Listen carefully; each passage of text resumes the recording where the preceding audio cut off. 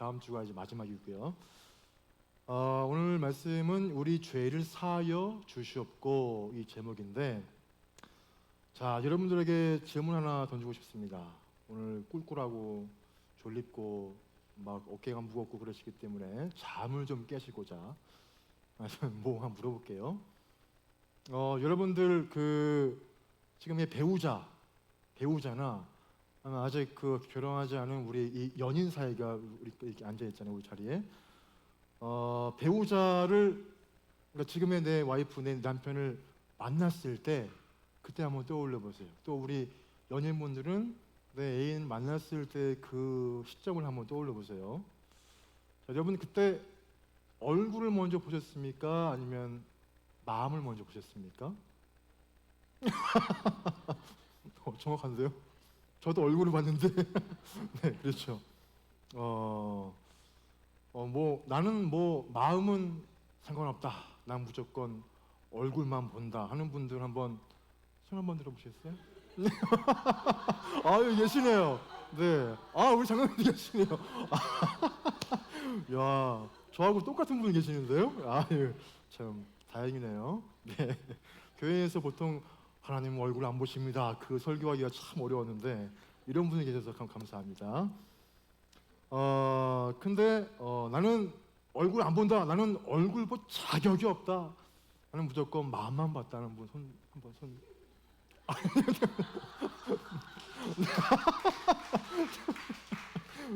네, 참 재밌네요. 가끔 이런 거 한번 해야 되겠는데 재밌는데요. 그래요. 자, 여러분 얼굴이 중요합니까? 물론 중요하기도 하죠. 우리 선생님 중요하다고 그러시는데 계속. 맞아요, 중요하죠. 저는 중요한 것 같더라고요. 근데 성품은 안 중요하나요? 중요하죠. 중요하죠. 둘 중에 뭐가 더 중요한가 생각해 보면 쉽게 답을 내리기가 진짜 쉽지가 않아요, 그죠? 근데 조금 요거를 좀 극단적으로 한번 좀 돌려서 한번 우리가 답을 한번 볼게요. 한 예를 두 명의 사람이 있다고 좀 가정해 볼게요. 한 명은 외모가 정말 여배우처럼 정말 예쁩니다. 너무 예뻐요. 만약에 남자라면 거의 제가 이병헌을 좀 좋아하는데 이병헌 같은 외모, 그런 아주 신사적인 외모, 그런 스타일이에요. 근데 마음이 완전 꽝이에요. 막 입만 열면 거짓말해, 입만 열면 막 욕이 나오고 손찌검하고 막 이런 사람이 있어요. 막 인성 쓰레기라고 그러죠. 보통 인스라고 부르는데 우리 아이들 말로 인스라고 하는데, 근데 아무튼 그래요. 또 다른 사람은 외모는 그냥 그저 그래요. 그냥 평상시 그냥 노멀해요. 근데 마음이 정말 최고예요. 진짜 믿을만하고 성실하고 착하고 또 이해심 있고 또 지혜롭고. 자, 여러분들 중에 어떤 사람을 택하시겠습니까? 만약에 보면, 자, 일주일만 함께 있을 사람을 꼭 뽑는다. 그러면 그냥 얼굴 잘생기고 예쁘지만 인성이 좀 별로인 사람을 택해도 괜찮아요. 근데 일주일이 아니라 평생을 함께 있을 사람을 뽑아야 한다면 얼굴은 별로라 하더라도 중요한 건 인성이 좋은 사람을 우리는 선택해야 합니다. 그건 당연한 거예요. 왜일까요? 보이는 건 잠깐이잖아. 보이는 것은 잠깐이지만 보이지 않는 것은 그 가치가 영원하기 때문이에요. 영원하죠. 그래서 짧게 보면 그 사람의 겉모습, 그 외모지만 길게 보면 그 마음을 보고 사람을 선택해야 한다는 거예요. 이것은 우리의 신앙에도 똑같이 적용돼요. 우리의 이 신앙생활에도 어떤 사람들은 눈에 보이는 것만 추구하면서 살아갑니다. 그러니까 이런 거죠. 당장 내가 지금 이 시간에 만질 수 있는 것만 추구해요. 내가 지금 돈만 벌면 된다. 학벌, 내 성적만 올릴 수 있으면 나는 뭐든지 한다. 쾌락, 이거는 내가 지금 즐길 수 있을 때 즐기자. 그리고 이것들을 잡기 위해서 정말로 보이지 않는 것을 포기해요. 뭐가 있을까요? 양심 있죠. 정직한 거, 뭐 사랑, 뭐 그리고 자기의 영혼을 포기하는 그 포기하는 일들을 보게 돼요. 그러니까 우리가 눈에 보이지 않는 것을 추구하는 삶을 우리는 살아야 한다는 거예요. 자, 우리가 오늘 함께 나눌 우리 죄를 사하여 주시옵고, 이 말씀은 무엇과 관련된 그 기도일까요? 그러니까 이런 거죠. 우리의 눈에 보이지 않는 우리의 영, 그러니까 우리 영의 생존과 관련된 기도예요. 이 기도는 우리 눈에 보이는 우리의 몸은 먹을 거, 입을 거, 거주할 거 필요해요. 그러니까 의식주가 정말 필요하죠. 우리가 삶에 있어서. 그리고 우리의 이 정서적 필요를 채워줄 우리의 친구나 우리의 지인들 또 우리의 가족이 정말 필요합니다. 그렇다면 눈에 보이지 않는 내 영이 살기 위해서는 중요한 게 뭐가 필요할까요? 이 성경에서는 우리의 영이 살기 위해서는 딱 하나가 필요하대요. 그게 뭐냐면 우리 하나님 아버지의 용서예요. 죄사하심이라는 거예요. 그러니까 하나님께 용서를 받은 영은 살아있는 영이지만 아닌 영은 죽은 영이라는 거죠. 이렇게 제가 얘기하면 아마 속으로 어떤 분들은 반론을 제기할 거예요. 아이고 목사님, 내가 왜 용서받아야 됩니까? 내가 무슨 큰 죄를 지었습니까? 이렇게 물어볼 수 있겠죠. 우리는 죄라는 거를 딱 생각해 보면 하지 말아야 할 것을 한 것, 이것으로 우리가 떠올리죠. 도둑질, 사기, 강도, 이런 하면 안 되는 일을 하는 거를 우리는 보통 죄라고 봐요. 또 그렇게 우리가 여기죠. 근데 그러면 여러분 그냥 그렇게 하기만 하면 그냥 그만일까요? 여러분 영화 중에 레지스탕스라는 영화가 있어요. 그 영화 보면은 나치에 저항했던 그 당시에 레지스탕스, 그러니까 곧 저항 운동가들이 나치에 잡혀가지고 감옥에서 처형당하는 장면이 있거든요. 그 중에는 단 한 번도 저항 운동에 참가한 일이 없는데도 그냥 오해해서 잘못 잡혀온 사람이 거기에도 상당히 많이 껴있다는 거죠. 그러니까 그 사람은 자기가 다른 사람들과는 다르기 때문에 저항 운동가들과 함께 처형당하는 것이 너무나 억울하다, 그렇게 막 좀 슬퍼하는 어떤 그 고뇌하는 부분이 있거든요. 그러니까 자기는 저항 운동에는 아무런 관심도 없었고 그냥 나 그냥 잘 먹고 잘 사는 거, 그냥 평안한 거, 그렇게 살기만을 바라는 그런 난데 내가 왜 이렇게 억울하게 처형당해야 하냐, 이런 마음을 딱 느끼니까 너무나 억울해서 막 소리를 막 지릅니다. 뭐라고 하냐? 난 아무것도 하지 않았어. 나는 저항 운동을 하지 않았단 말이야. 그런데 왜 내가 죽어야 한단 말이야? 이 말을 막 합니다. 그때 같이 잡혀온 어떤 한 저항 운동가가 옆에서 이렇게 조용히 얘기를 해요. 뭐라 하냐면 당신이 아무것도 하지 않았다는 것, 그게 잘못이다. 당신은 아무것도 하지 않았다는 것, 그것만으로 지금 죽어 마땅하다는 거예요. 전쟁은 5년 동안이나 계속됐고 수많은 사람들이 이 전쟁 때문에 피를 흘렸고 도시가 파괴됐고 조국과 민족이 지금 멸망 직전에 놓여 있는데 대체 당신은 왜 아무 일도 하지 않았단 말인가? 이 말을 하는 부분이 있어요. 이게 무슨 말일까요? 그러니까 하지 말라는 일을 하는 것도 죄지만 해야 할 일을 하지 않은 것도 죄라는 거예요. 해야 할 일을 하지 않은 것도 죄라는 거죠. 학생으로서 아니면 친구로서 부모로서 자녀로서 내가 마땅히 해야 할 일을 하지 않은 것도 죄라는 거예요. 그러면 여러분 죄에서 자유로운 사람이 있습니까? 우리 가운데? 아무도 없다는 거죠. 자, 말씀에서는 정확히 우리에게 뭐라고 하냐면 모든 사람이 죄를 범하였음에 하나님의 영광에 이르지 못하더니 그 뒤에 이어 뭐라 하냐면 의인은 없나니 하나도 없으며 이 말씀을 해요. 여러분 한번 고민해 보세요. 여러분 죄 짓는 거는 노력하지 않아도 돼요. 그냥 가만히 누워만 있어도 죄에 대한 생각이 막 떠오릅니다. 여러분 사람 미워하려고 막 애쓰십니까? 막 미워해야지. 열심히 막 애쓰시나요? 그렇게 안 해요. 그냥 꼴 보기 싫은 거예요. 그냥 꼴 보기 싫은 거예요.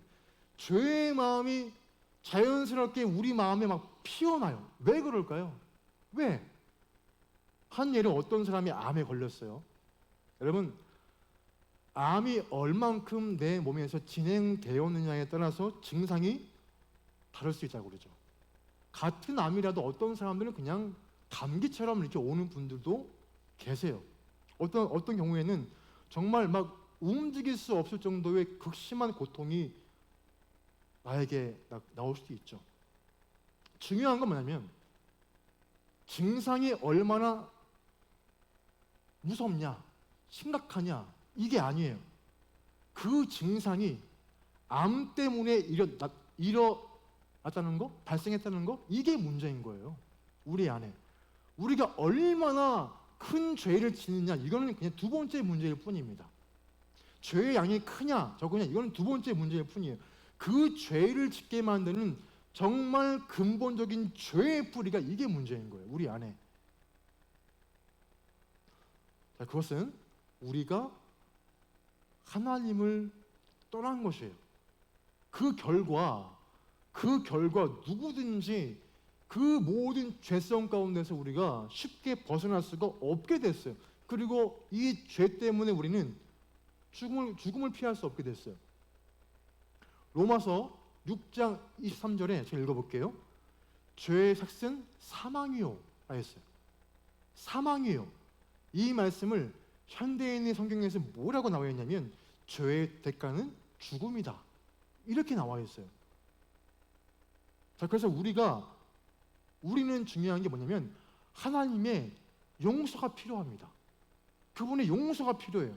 하나님의 용서만이 그분의 용서만이 죄의 문제를 해결하고 우리의 영을 죽음에서 생명으로 옮길 수 있기 때문이에요. 여러분 우리 모두는 저 포함해서 우리 모두가 다 우리 아버지께 죄를 지었어요. 하나님보다 일에 공부에 우리의 자녀에 또 우리의 인간 어떤 그 지인들 간의 이 관계 이게 우리 삶의 먼저였어요. 근데 기도는 우리가 아는 것처럼 하나님을 인정하는 행위인 건 알아요. 기도는 하나님이 살아계심을 인정하는 행위예요. 이거 우리가 잘 알아요. 근데 중요한 건 뭐냐면 귀찮아요. 따분해요. 그래서 하지 않습니다. 하나님을 의지하기보다 사람을 더 신뢰하기에 너무나 급급한 게 우리의 모습 아니겠어요?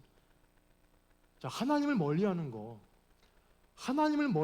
이게 바로 죄의 근본입니다. 이게 죄의 근본이에요. 그리고 그 죄의 대가는 죽음이라는 거예요. 말씀에서 죽음이라는 거예요. 만약에 하나님이 우리를 용서하지 않기로 작정하셨다면 아이고 너 같은 거 하나 없어도 나 사는데 아무 문제 없어 이렇게 아예 마음을 먹은 분이시라면 우리는 다 지옥행이에요. 그런데 너무나도 다행인 그 사실이 뭐냐면 우리가 일방적으로 하나님께 잘못을 했는데도 불구하고 그분이 먼저 우리와 화해하고 싶어 하셨어요. 우리를 그냥 무조건적으로 용서하고 싶으셨던 거예요. 이건 우리가 이 땅을 사는데 어떤 논리와도 맞지 않는 논리예요.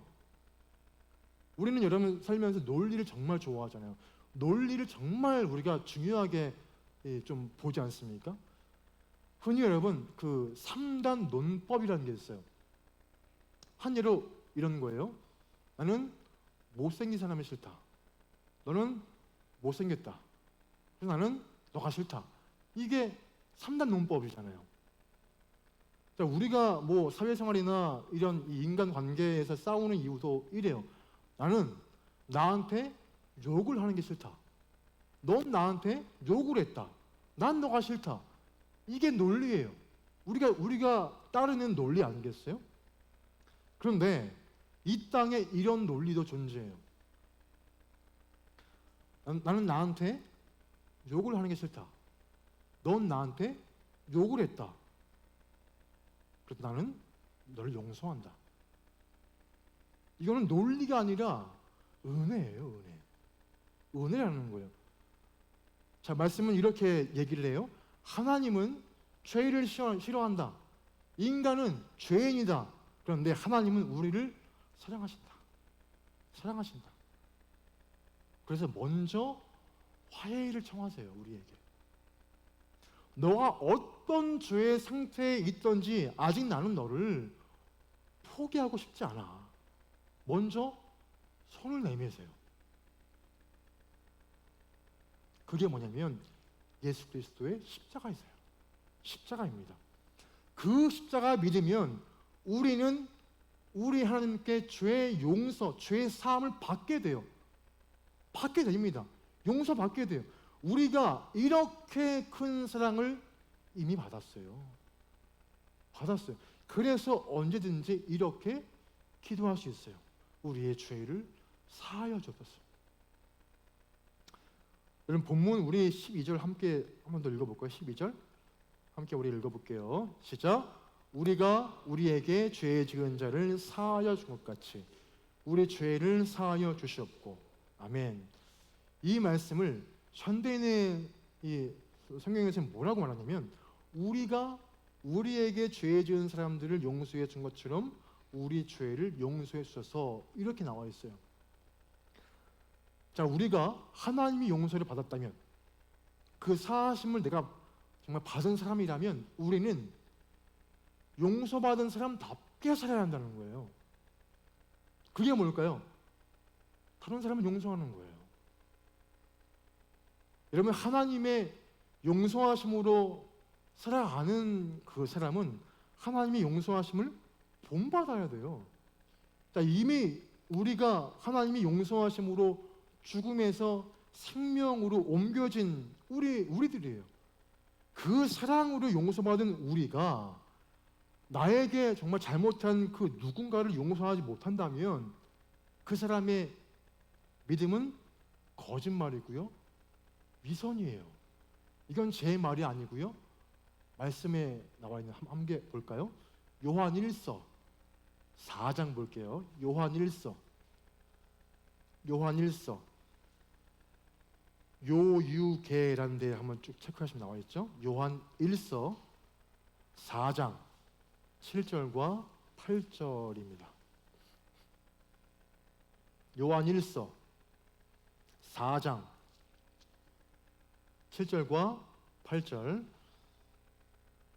391페이지입니다. 자, 우리 한번 다 같이 읽어볼까요? 함께 합니다. 시작. 사랑하는 자들아, 우리가 서로 사랑하자.